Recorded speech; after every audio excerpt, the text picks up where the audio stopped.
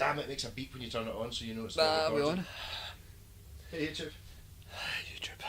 Aye, so we're looking at you. Yeah, more what's in the bag. It's not even on the bag, it's what's on the stand. What's on this stand? Yes, and this is a Harmony Stella. I just read out the number a minute ago because Yes. I looked it up. It's an h6132. Yeah.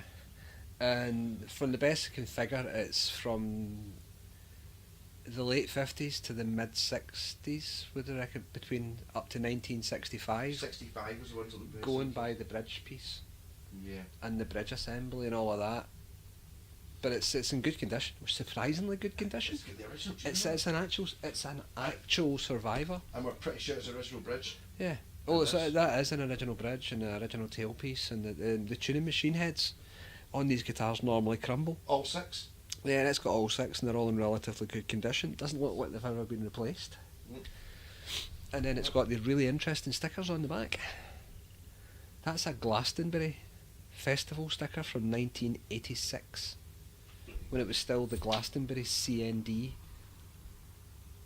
which is the campaign for nuclear disarmament. That's what it used. Right, because you're over Yeah. there. Yeah. So I can do some serious extreme close-ups. Yeah, look. I've been moving the bridge around.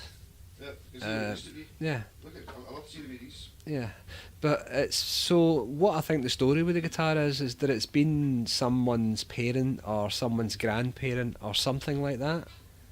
It's guitar. It's been up in the loft, and somebody's thought, right, I want to take a wee acoustic guitar to Glastonbury with me, and they took that, and they broke it. I think it was probably done at Glastonbury, because Glastonbury's it was Yeah, back then as well, and it was I even thought- less We well. were talking about take it to Glastonbury, but to be honest, Yeah. we bought that sticker when we were at Glastonbury and came back and put it on our guitar. Yeah, but the back was pretty much half burst off it, I was kind of hanging on. and a little bit. and the wood had fragmented, and that concertina, see when you sometimes force wood apart, kind Yeah. of concertinas Yeah. all the way around the Concertina back edge concertina. there. Yeah, so the body wasn't sealed, so now it's sealed. It sounds great, doesn't it? And these, you haven't put these strings on either? I haven't put any new strings on it at all. Not even cleaned the frets yet. Basically, what I done was I sealed up the body because it was open. So that's it. Just got the clamps off it the other day, Yeah. and I've taken the first scrape at it It's to get the excess glue off it. But what I'm going to do is just. That's the only way I could have prepared it. You could have probably done a much neater repair, but it's an honest repair. I would rather it be solid. that's going to last for a long time. Yeah. But the that two thing. ways of doing it, yeah, either Yeah. it has to look good or it has to be good. This is it has to be good. Yeah. But it doesn't have to Yeah, look but good. what I'm going to do is get Jennifer. It was Jennifer that bought this one. She got it at a car boot sale again for a ridiculously low price. Yes. Oh, For really? some it's original, but it's like the. It's completely original. It's got quite Right. a. It's got a belly. Right, it's got an inward yeah. belly because it's got. Yeah. It doesn't have the bridge pins. Well, these guitars were made in America, and they were made from kind of cheaper materials.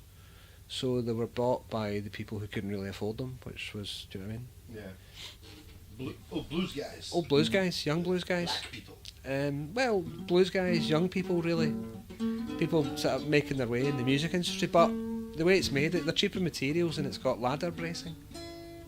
Right? Ladder, strip, strip, strip, strip. And what's happening is, because it's old and stuff like that, and you've got continuous pressure on the bridge, it's causing it to belly in the middle.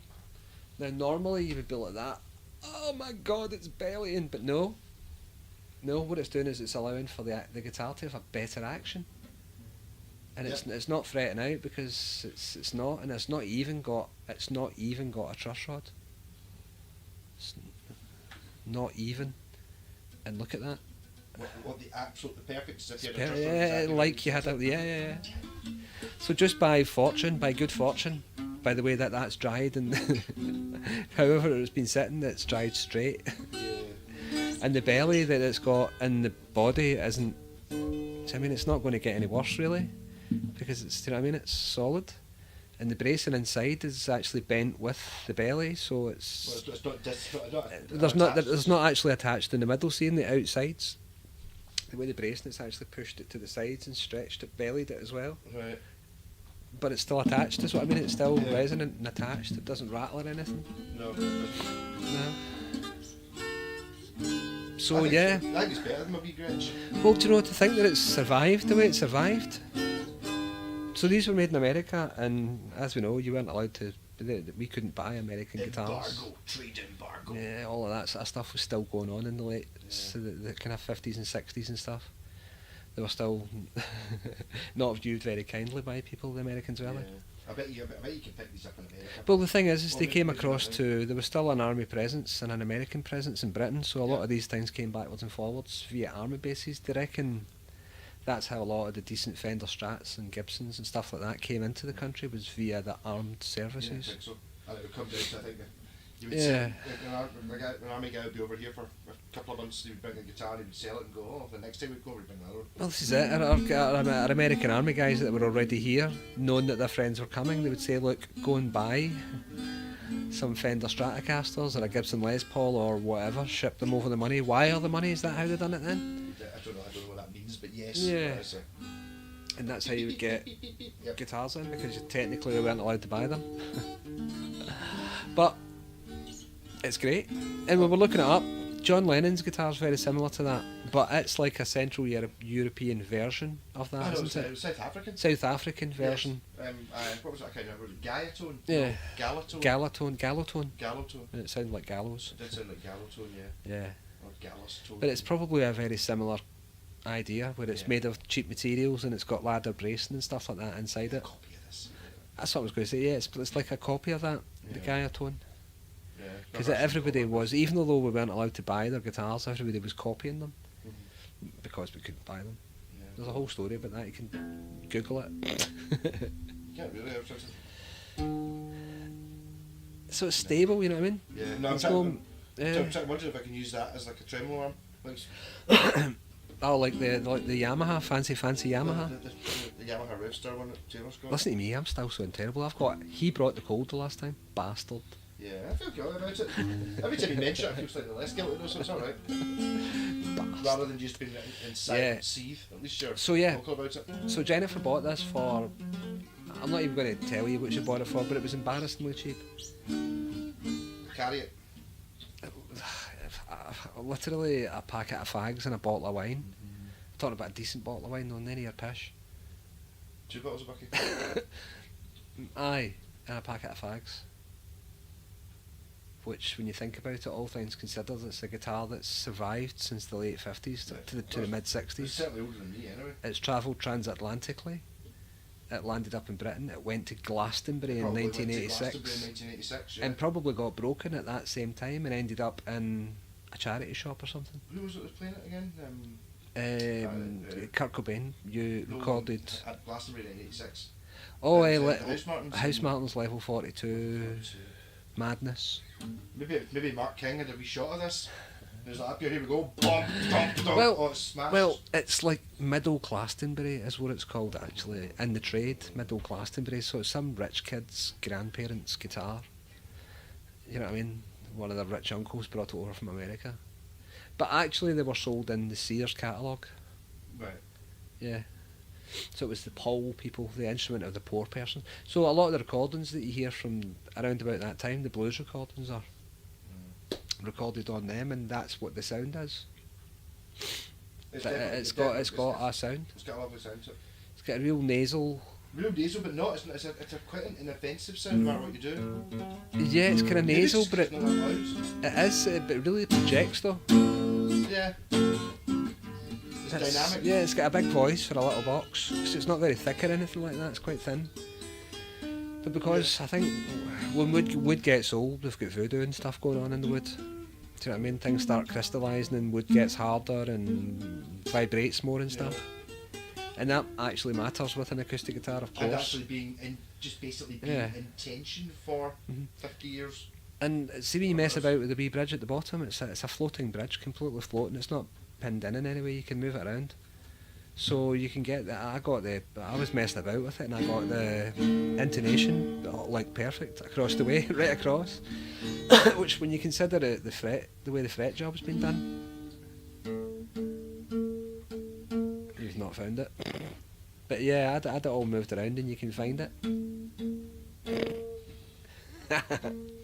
Minute. Oh. go. That's the beauty of those things, and also the horror, because if you try and change strings on that bad boy, unless it's left a ghost mark on the body, you're in has trouble. left a ghost mark on the body. I've not put it in the same place. Well, it wasn't in the right place. Yeah. Do you know what I mean? When I got it, it was, I think, in its original spot, because when I moved it, you could see the build-up on either side. Yeah, well, you can see quite clearly, doesn't it? Yeah, where it's been. Yeah, but that doesn't In the wrong necessarily place. doesn't necessarily mean it was in the right place for the last 30 years. Yeah, obviously it's been to Glastonbury, been shoved about a bit and been kicked and punched. Yeah. And it survived, but I really like it. But it probably had some sort of sentimental value to someone, that's why they didn't throw it out when it all smashed. Yeah, maybe. And then ended up in a charity shop for a couple of years ago. And a car boot sale in the Kingdom of Fife.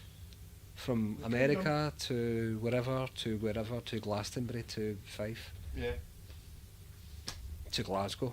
To Glasgow. To East Kilbride. East Kilbride. Where's it going to go next? YouTube. To Where? the world. To the world. Where's it going to go next? So I don't know, I think Jennifer wants to maybe keep it. I don't know. I think she should. Yeah. Did you sell that Takumi? Yes. Okay, that was shit. I don't know what to say. Well, there was something wrong with it. Wasn't it right? It didn't play. This plays better than it sounds. Well, better. in Takamine, they've got a bit of a thing where you get a thing called a G system, a Takamine G, Yeah. or T or something. But that's like the cheap version of Takamine that's made in a cheap factory from It's cheap like materials. Takumi the Epiphone. But it looks like a Takamine, and Yeah. it says it on the top, but rubbish. Right. Cheap tuners, cheap bridges, cheap. Yeah, but it was just stupid. Well, I had the wrong. Stupid, I didn't. I don't know if I don't know what they were doing. I remember When they put the looking at block on, and it was the really thickest block you ever saw in your life on a guitar, and it had the highest action, and it was like you'd have to. No. Yeah.